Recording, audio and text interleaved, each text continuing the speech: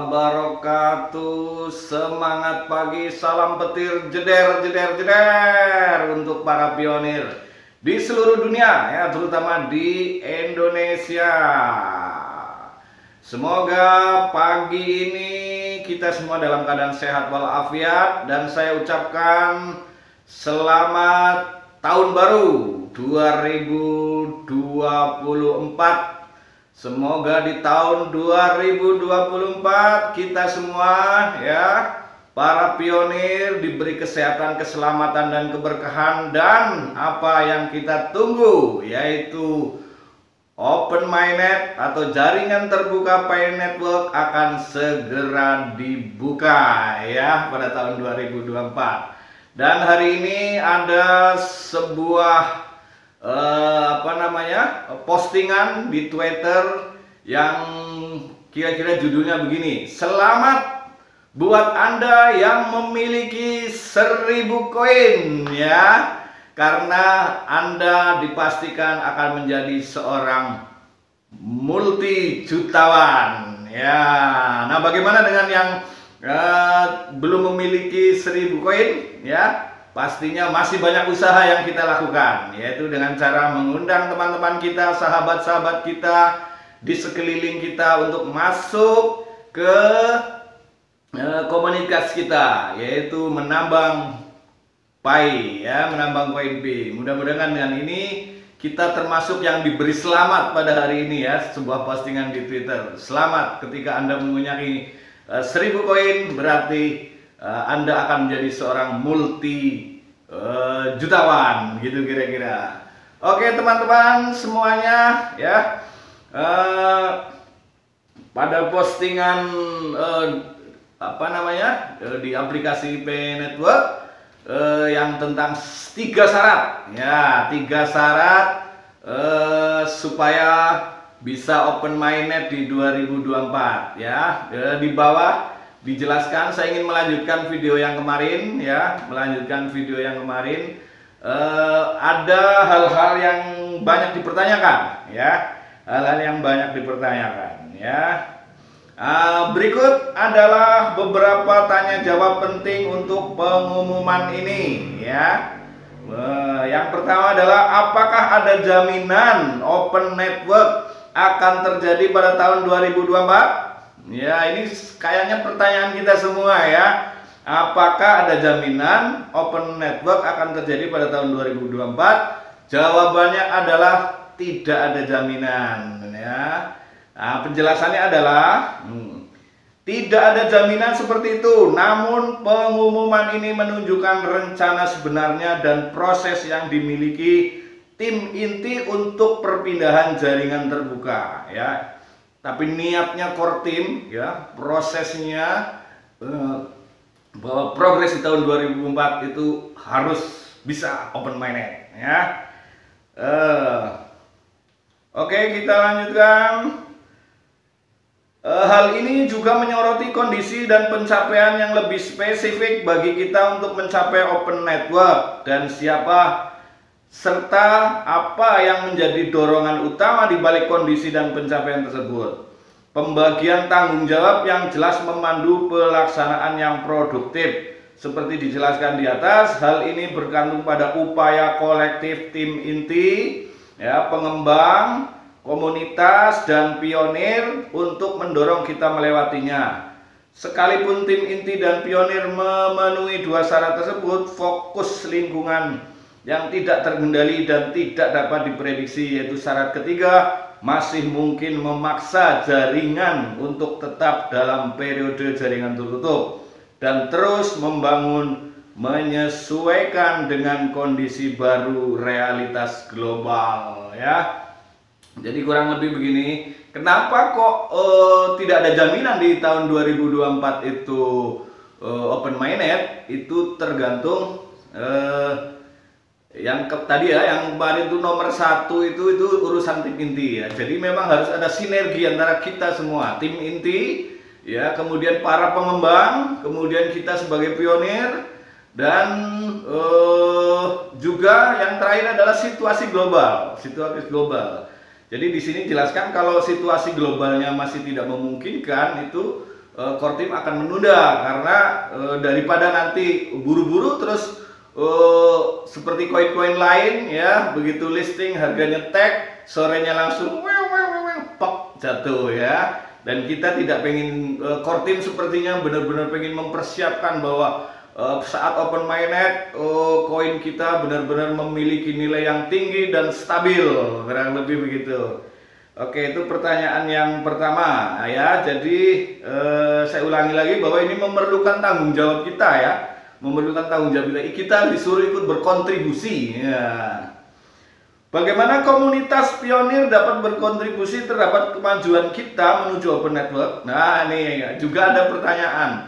Kita disuruh berkontribusi, kontribusinya apa ya? Kontribusinya apa? Nah, jawabannya adalah pergerakan jaringan terbuka pada tahun 2024 bergantung pada Anda itu kita semua ya, terutama sasaran yang tercantum dalam kondisi 2. Kontributor pionir sangat penting untuk tujuan migrasi atau mainnet dan tujuan utilitas.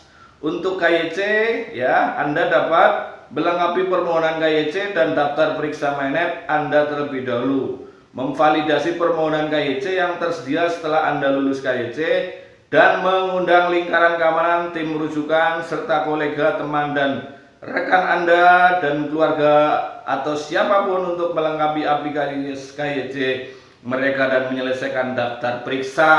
Oke, nah nih kita semua yang sudah lulus KYC, itu dimohon ya, atau diharapkan, dianjurkan untuk ikut menjadi validator ya, ikut memvalidasi ya. Dan bagaimana cara memvalidasi? Bisa lihat di channel-channel yang lain banyak ya. Kemudian apa? Supaya lebih masif pergerakannya, dimana untuk mencapai open mainnet harus ada 15 juta yang sudah lolos KYC ya. Kemudian di sini disebutkan untuk selalu memeriksa daftar mainnet ya. Daftar mainnet itu ada di aplikasi, klik sebelah kanan atas, kemudian muncul menu, di situ ada mainnet, klik, kemudian di situ adalah ada daftar mainnet, dimana di situ syaratnya harus hijau semua ya. Nomor 1, nomor 2 membuat P-browser, kemudian bikin walletnya, kemudian ditempel di nomor 3 ya. Kemudian nomor 4-nya adalah berkomitmen untuk mengunci sekian persen dalam jumlah tertentu penguncian ya. Kemudian nomor 5-nya adalah aplikasi KYC. Kita disarankan untuk segera KYC ya, di sana di nomor 5. Kemudian nomor 6, kalau sudah lolos, nomor 6 itu ada sudah lolos KYC. Kemudian nomor 7, frasa sandi ditempelkan di nomor 7. Kemudian kita tunggu migrasinya ya. Jadi kita semua harus sekeliling kita ya, teman-teman kita saling memeriksa apakah sudah lolos KYC. Kemudian kalau yang kebetulan tidak terlalu paham, mari kita bantu supaya segera lolos KYC ya. Kemudian yang penting lagi, ketika sudah lolos KYC, yang terpenting adalah kita memasukkan frasa sandi di nomor 7 ya, mengunci ya, menghubungkan antara P aplikasi penambangan dan P-browser ya, sehingga nanti tidak salah alamat ya saat migrasi, benar-benar masuk ke wallet kita ya. Gitu teman-teman ya. Itu salah satu kontribusi kita ya terhadap supaya ada percepatan untuk open mainnet di 2024. Kemudian untuk utilitas, jika Anda seorang pengembang, Anda dapat membangun aplikasi P untuk komunitas yang terdiri dari puluhan juta pionir ini dari berbagai kemungkinan kasus penggunaan tanpa pengalaman blockchain sebelumnya. Jika Anda bukan seorang pengembang, Anda dapat mengundang pengembang dari jaringan PRI dan profesional Anda untuk membuat aplikasi P di bawah program Duta Pengembang. Kami menerima hadiah 1000 P. Utilitas tidak hanya diciptakan tetapi juga digunakan. Oleh karena itu, baik Anda seorang pengembang atau bukan, Anda dapat mendukung tujuan utilitas jaringan dengan menggunakan aplikasi P di Peramban, membagikan konten aplikasi Pi ke seluruh dunia melalui Pinet, dan bahkan menggunakan Pi Anda di bisnis lokal Anda. Nah, ini maksudnya ya, jika Anda seorang pengembang dalam arti mungkin setiap diri kita sebenarnya bisa jadi pengembang ya, jadi pengembang. Mungkin Anda saat ini adalah punya toko baju, maka Anda bisa menghubungkan jualan Anda, ya, mengajukan nanti dagangan Anda bisa dipasang di aplikasi Anda, kemudian nanti utilitas Anda ya itu terpasang SDK di mana setiap transaksi yang Anda gunakan, yang Anda lakukan itu akan tercatat di blockchain ya. Kemudian mungkin ketika Anda hanya seorang pionir biasa, Anda bisa menghubungi atau menyarankan teman-teman kita yang mungkin punya produk dan jasa, atau dia seorang profesional, dokter misalnya, terus dan yang lain-lain, segala macam profesi untuk ikut bergabung di dalam utilitas Pi ini ya, sehingga aplikasi ini bukan hanya sekedar aplikasi yang terpasang, akan tapi benar-benar nyata di dunia kehidupan di sekeliling kita, bahwa Pi kita memang bisa digunakan untuk sebagai alat pembayaran di kemudian hari ya. Saya kalau ngomong alat pembayaran itu agak ngeri-ngeri sedap ya, karena memang banyak di berbagai negara termasuk di Indonesia bahwa alat pembayaran yang sah adalah seperti di Indonesia, alat pembayaran sah adalah rupiah, sehingga apabila kita melakukan pembayaran atau sebagai alat bayar di sini kemudian tidak menggunakan rupiah, maka akan terkena sanksi hukum ya.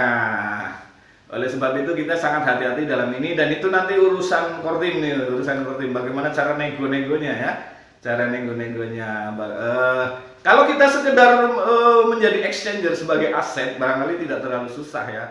Artinya baik teman-teman semuanya ya, barangkali pertemuan kita pada hari ini tidak usah terlalu panjang.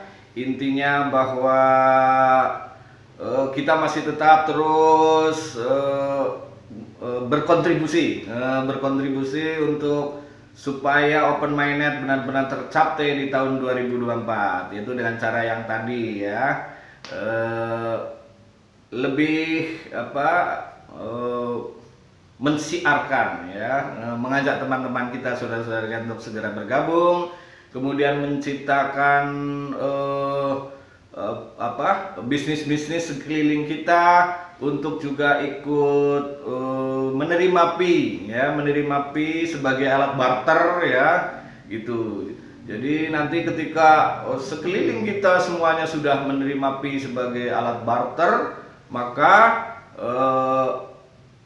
itulah yang namanya dinamakan di dalam white paper itu kondisi closed mainnet yang matang ya. Kalau sudah itu berarti syarat yang kedua untuk Open Mainnet itu sudah kecapai, dan mudah-mudahan itu akan dalam waktu dekat ini ya. Jadi tergantung kita juga nih ya, bagaimana perjuangan kita dalam memperjuangkan itu ya. Oke, pastinya sebenarnya masih banyak yang perlu dibahas, tapi untuk video berikutnya ya, ikuti terus channel Togi Wijaya ya, tentunya dengan segala kekurangannya. Terima kasih atas teman-teman kita yang sudah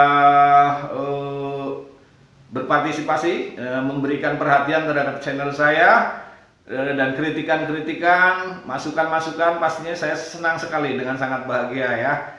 Dan tentunya saya terus ingin belajar supaya katanya saya wawasannya masih terlalu dikit, ya saya akui memang ya, sehingga nanti mungkin ada tambahan-tambahan dari para pionir untuk bisa melengkapi konten saya. Sekali lagi saya ucapkan selamat tahun baru 2024 ya. Semoga tahun depan akan lebih baik dari tahun yang sudah kita lewati. Sukses untuk kita semuanya. Salam petir. Jeder. Saya akhiri. Wassalamualaikum warahmatullahi wabarakatuh.